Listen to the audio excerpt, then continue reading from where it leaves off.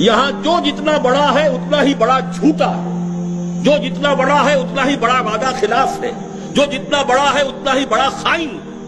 برا نہ مانیے، آج روئے ارضی کی سب سے بڑی منافق قوم پاکستان میں بستی ہے، اس لیے کہ نصوص قطعیہ ہیں حدیث کے کہ 4 یا 3 چیزیں، ایک حدیث میں 3 چیزیں بیان کی گئی، ایک میں 4۔ آیت المنافق ثلاث، جب بولے جھوٹ بولے، جب وعدہ کرے خلاف ورزی کرے، اگر کہیں امین بنایا جائے خیانت کرے، اور چوتھی علامت اگر کہیں اختلاف ہو جائے تو فوراً آپے سے باہر ہو جائے۔ فرمایا جس میں یہ 4 اوصاف ہیں وہ کٹر منافق۔ ایک حدیث میں آیا وَإِنْ صَامَ وَصَلَّى وَزَعَمَ أَنَّهُ مُسْلِمٌ، خواہ وہ نماز پڑھتا ہو، روزہ رکھتا ہو اور اپنے آپ کو مسلمان سمجھتا ہو۔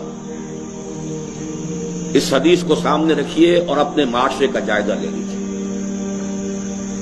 یہاں جو جتنا بڑا ہے اتنا ہی بڑا جھوٹا ہے، جو جتنا بڑا ہے اتنا ہی بڑا وعدہ خلاف ہے، جو جتنا بڑا ہے اتنا ہی بڑا خائن، الا ماشاء اللہ۔ حکم الاکثر حکم الکل، اکثریت کے اوپر فیصلہ ہوگا۔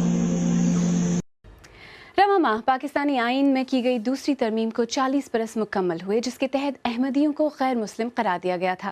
اس قانون کے بعد سے احمدی کمیونٹی شدت پسند تنظیموں کے مسلسل حملوں اور تعصب کا نشانہ رہی ہے۔ احمدیوں کو ملک بھر میں خطروں کا سامنا ہے، وہیں ربوہ ایک ایسا شہر ہے جہاں احمدی اپنے آپ کو نسبتاً محفوظ سمجھتے ہیں۔ یہ قبرستان دوسرے قبرستانوں جیسا نہیں۔ ربوہ کے اس قبرستان کے ایک الگ حصے میں وہ لوگ دفن ہیں جن کو فرقہ واریت کی بنا پر قتل کیا گیا۔ اسامہ منیر کے والد بھی یہیں دفن ہیں۔ انہیں لاہور میں 4 سال پہلے احمدی عبادت گاہ پر ہونے والے ایک حملے میں قتل کر دیا گیا۔ والد کی ہلاکت کے بعد اسامہ نے ربوہ منتقل ہونے کا فیصلہ کیا، کیونکہ اکثر احمدی اس شہر کو محفوظ سمجھتے ہیں۔ ربوہ کو بہتر ہونے کے ساتھ بھی تھریٹس ہیں بہت ساری تنظیموں کی طرف سے، وہ فتووں کی صورت میں ان کو واجب القتل کہا جا چکا ہے، تو اس میں کوئی بھی اٹھ کے کوئی دہشت تنظیم ہو یا انڈیویجول ہو وہ کوئی قدم اس قسم کا اٹھا سکتا ہے۔ مبصرین کا کہنا ہے کہ پاکستان میں نسلی اور مذہبی بنیادوں پر تفرقہ بڑھتا جا رہا ہے۔ احمدی کمیونٹی کے ایک سربراہ کا کہنا ہے کہ احمدیوں کے خلاف تشدد کی سرکاری طور پر ترغیب تو نہیں دی جاتی، لیکن احمدیوں کے خلاف امتیازی قوانین کی بنیاد پر پہلے سے ڈر اور تقسیم کا شکار معاشرہ مزید تقسیم ہو رہا ہے۔ لیکن پاکستان علماء کونسل کے سربراہ کا کہنا ہے کہ احمدیوں کے خلاف قوانین امتیازی نہیں۔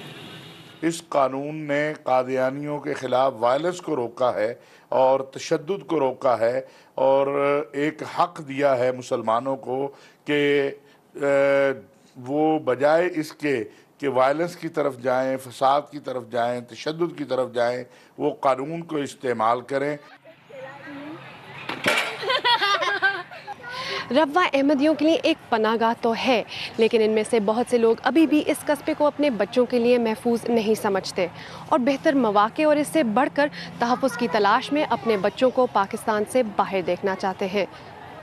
پنجاب میں پچھلے کچھ عرصے سے احمدیوں کے خلاف تشدد کے کئی واقعات سامنے آئے ہیں۔ ہماری نامہ نگار شمالہ جعفری صوبے کے وزیر برائے اقلیتی امور طاہر خلیل سندھو سے ملی اور ان سے پوچھا کہ حکومت آخر احمدیوں کو کیوں تحفظ نہیں دے پا رہی۔ انسان کوئی بھی ہے، اس کو اللہ تعالیٰ نے بے مقصد پیدا نہیں کیا، نمبر 1۔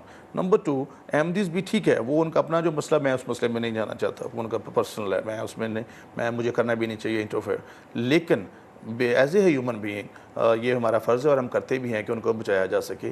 لیکن جس طرح سے میں نے آپ کو ڈیفرنٹ ایگزامپلز دی ہیں کہ آپ بہت سارے مطلب ابھی چرچز پہ دیکھیں، مساجد پہ دیکھیں، اور بہت سارے امام بارگاہوں پہ دیکھیں کہ یہاں پہ پچھلے کچھ 1 سال ہو گیا کم ہوئے، ورنہ پیدر پہ جو واقعات تھے وہ ایسے ہوئے، اور جس کے لیے فورسز نے اپنی جان دی ہے، بہت سارے لوگوں نے جو ہے وہ، اس کا مطلب ہے کہ گورنمنٹ فنکشنریز جو ہیں، آپ دیکھیں بابو صابو پہ آپ کو یاد ہوگا کہ ادھر سے بم پھٹتا ہے، آپ اس وقت ہی تو بم پھٹا ہے اور 4 نوجوان جو ہے وہ شہید ہو گئے، اور اسی وقت 4 جو ہیں دوسرے آگے کھڑے ہو گئے۔ تو میننگ دیر بھائی کہ گورنمنٹ پورے طریقے سے، نہ صرف یہ نہیں کہ ہماری گورنمنٹ، کوئی بھی گورنمنٹ ہوگی، وہ اس کا یہ کام ہے، بنیادی کام ہے کہ وہ اپنے لوگوں کو تحفظ دے، جس کے لیے پوری کوشش کی جاتی ہے۔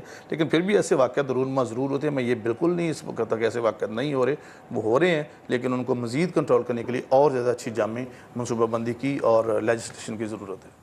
ہم یہ دیکھتے ہیں کہ احمدیوں کے خلاف جو جلسے ہیں وہ کھلے عام ہو رہے ہیں اور ایسی تقریریں کی جاتی ہیں جس میں تشدد کو ابھارا جا رہا ہے.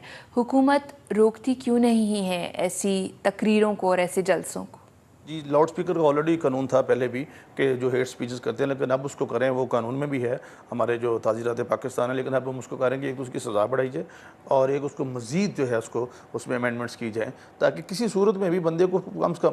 لیکن ایک بات میں یہاں پہ ضرور کروں گا، یہاں پہ دو لفظ ہیں، سیویرٹی اور سرٹینٹی. اگر کسی بندے کو یہ یقین ہو، سرٹینٹی یقین ہو کہ اگر اس نے یہ جرم کیا، اگر کسی کے خلاف سپیچ کی، اگر اس نے لوگوں کے جذبات کو نیگیٹو طور پہ ابھارا تو اس کو سزا ملے گی، تو آپ دیکھیں گے جرائم میں کمی ہوگی. سیویرٹی میں ہم جتنی مزید سزائیں بے شک بڑھا لیں، لیکن اس یقین کو پیدا کرنے کی ضرورت ہے اور پھر لوگوں میں ایک احساس تحفظ جو ہے، جو احساس مرومی ہے، اس کو احساس تحفظ میں تبدیل کرنے کی ضرورت ہے. One world, one nation. اسلام احمدیت